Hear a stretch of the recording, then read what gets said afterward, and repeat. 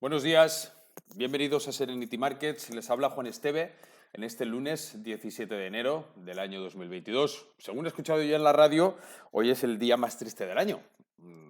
No sé, quizá por diferentes algoritmos que dicen que han utilizado para buscarlo, no sé, pero vamos, como dato random. Las acciones de Hong Kong, si vamos a la sesión que era lo que veníamos, las acciones de Hong Kong han cerrado ligeramente a la baja, tenemos aquí en el Hang Seng, debido en gran parte por las caídas de las acciones tecnológicas que han tenido en Asia en esta sesión. Y también hay que tener en cuenta que tienen un gran peso dentro del índice.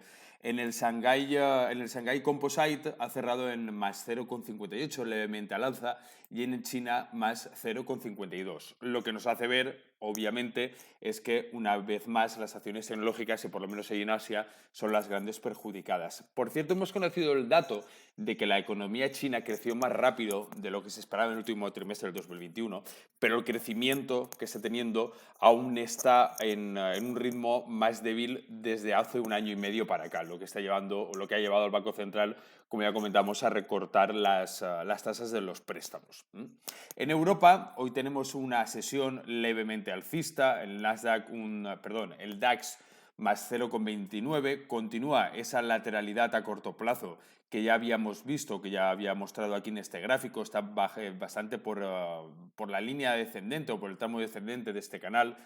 El parte del Eurostoxx 50 menos 0,07, nada, prácticamente muy plano también. Continuamos viendo cerca de esa media del canal, no tiene una evolución excepcional, no tiene una evolución que tenga unos indicadores, claro, hacia dónde se puede dirigir.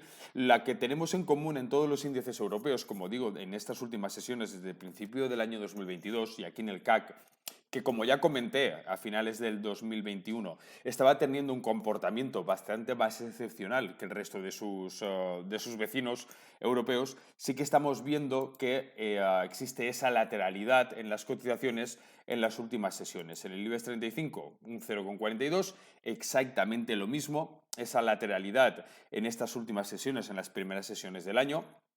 Es llamativo porque sí que tuvimos un inicio de año realmente interesante, pero esas cotizaciones no hay un estímulo claro o no hay una referencia clara hacia dónde puede tirar el mercado, aunque sí, como ya he comentado en varias ocasiones, tenemos varios nubarrones, que es la inflación, tenemos varios nubarrones también en cuanto a las nuevas variantes que puedan tener de Omicron, existen varios situaciones en las que sí que podíamos encontrar algún detonante en algún momento, claro. Pero, mientras tanto, tenemos esa lateralidad bastante acuciada o bastante vista en todos los índices europeos. En cuanto a Estados Unidos, el viernes tuvo un cierre también en el Standard Poor's de un 0,08, bastante más plano. En el Dow Jones tuvo un cierre de un menos 0,56 y el Nasdaq que revertió parte de las pérdidas que había ido acumulando, ganando un 0,75. En la parte de los futuros vemos que tenemos una apertura levemente alcista,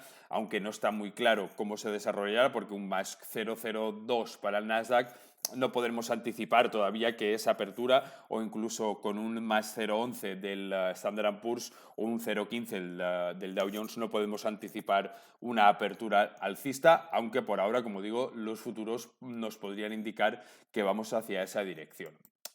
También respecto a los datos macro, esta tarde a la una del mediodía, hora española, tendremos el informe mensual de la OPEP y el índice manufacturero del Empire State.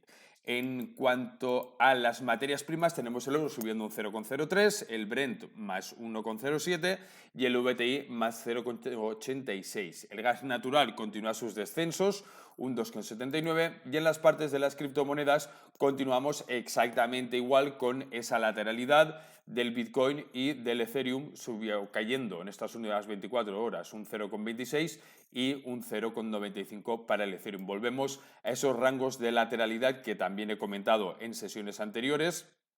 Ese tramo bajista que ya habíamos visto con el Bitcoin parece que ahora se pueda estar formando junto con esos soportes que teníamos en torno a los 41.000, a los 40.000 como número redondo de referencia, que ya venía con una parte importante. Iniciábamos ese soporte en junio del 2021, quizás esa sería la referencia más clara para ver qué crecimiento pudiera tener a corto plazo. Y en la parte del Ethereum, exactamente igual. Después de marcar ese tono bajista durante los últimos impases del año 2021, nos hemos encontrado también con una zona de soporte bastante importante en torno de los 3.300 y parece que es eso lo que está cumpliendo 3.269, 3.300, poner esa referencia psicológica clara en la parte del Ethereum. Entonces yo creo que esas son las referencias a tener claro.